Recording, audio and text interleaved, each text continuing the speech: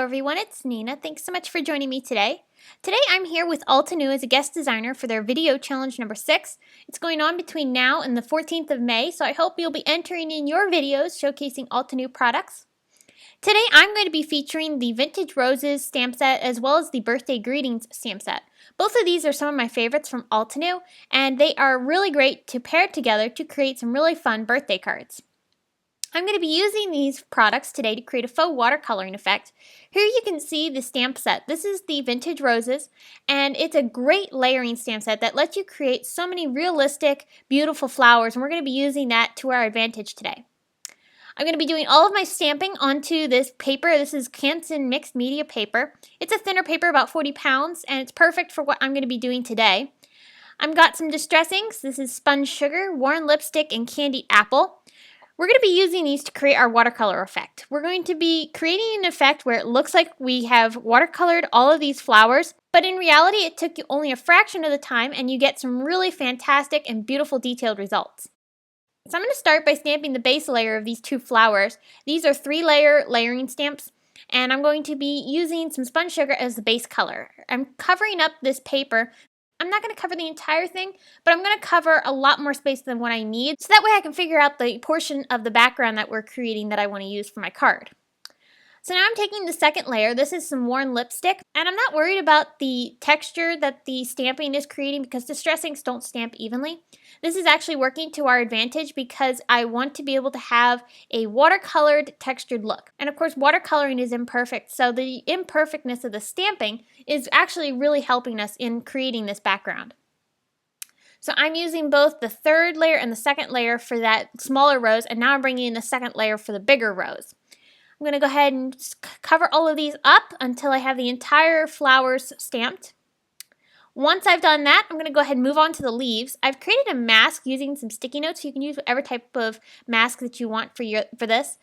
I'm just covering up those flowers so that way I can stamp these leaf bases below my flowers. This is just going to give it a little bit more pop of color and really finish these flowers off. I'm using some Shabby Shutters Distress Ink for these leaves. And then I'm going to go ahead and take some peeled paint distress ink, and I'm going to start filling in the second layers. These leaves have 3 layers, and I'm not going to use all 3. I'm only going to use the first layer, which is the base, and then the second layer. Alright, once I have all my stamping done, now I've got some water. This is just a spray bottle with some plain water, and I'm going to start spritzing this paper with that water. I'm going to use quite a bit of water for this one. I've actually created 2, and I'll show you the second one. You can use less or more water to give a more detailed or more watered down look. Depends on what you're going for. Here I'm taking some Evergreen Bough and Victorian Velvet distress inks, and I'm creating a splatter effect in the background. This just adds a little bit more texture and interest to your pattern and really dresses this up a lot. So to go ahead and die cut this, I'm using a stitched rectangle die, and I'm going to figure out what part of the background that I want to use for my card. I decided I like it right here, so I'm going to go ahead and die cut that out. And then I'll pull this out, and you can see we have this beautiful background panel that looks absolutely beautiful, and it took you very little time to create. Alright, so here's the 2 patterns I've made using that same technique, and I just used more water on the right hand side. This left hand side, you can see I used very little water, and I have a lot more of a defined look for these flowers. So just vary the amount of water you're using to create the desired look that you want. To move on to build my card, I'm using the Birthday Greetings stamp set. This is a beautiful script font in that stamp set. I just love how detailed and delicate it is.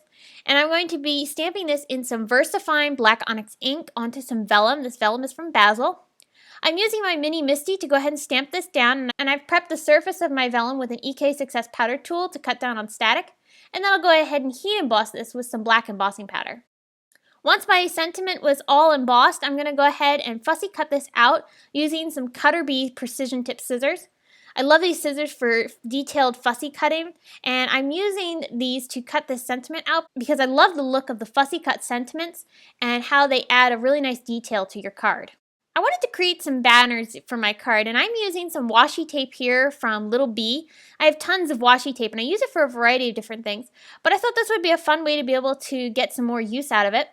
I'm going to cut this down using my tonic trimmer, This is going to give me a beautiful silver and teal polka dot banner that's going to match our panel perfectly because of the teal color that we have in the evergreen bow distress ink.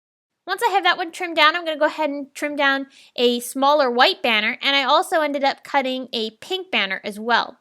Here you can see our paper strips, and I don't show the pink one, but that one will be layered behind those two banners. So here I've got some foam tape, and I'm going to be putting this on the back side of the teal pattern. I'm going to layer this on top of the pink one, and this is cut from cotton candy cardstock from Simon Says Stamp. I'll go ahead and press that down, and then I'm going to use some foam tape on the back of the small white one, and I'm going to layer this on top of the teal pattern. And this is going to create a beautiful layered banner cluster that's going to give us a nice focal point for our sentiment. Alright, so when I've mounted this onto some silver foil cardstock, and I just love how that silver really captures the beautiful silver in that washi tape, I'll go ahead and adhere that together. And now I'm going to take a piece of Neenah white cardstock. This is cut to 11 inches by 4 1/4. I'm going to be creating a top fold card. I used my Martha Stewart scoring board to go ahead and score that paper down. Before I attach my panel onto my card base, I'm going to be taking some silver bow wire. You can find this at any craft store. And I'm going to be using this to tie a beautiful silver bow around the bottom portion of my panel.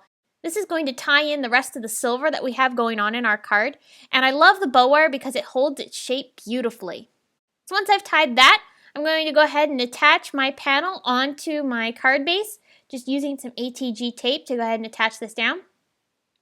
And then finally, for some little bit more embellishing, I'm going to be using some Pretty Pink Posh sparkling clear sequins. These are my absolute favorite sequins, and I use them on a lot of projects. They match this perfectly and add just a little bit of shimmer and shine to the card without being distracting. So before I go, here's the two cards that we've created side by side. You can see the one on the left has a lot less detail because we used a little bit more water, and the one on the right has a lot more detail because we used less water. So I hope this has inspired you to try a faux watercoloring effect of your own. If you have any questions, be sure to leave them in the comments section below. And thanks so much for stopping by and spending some time with me.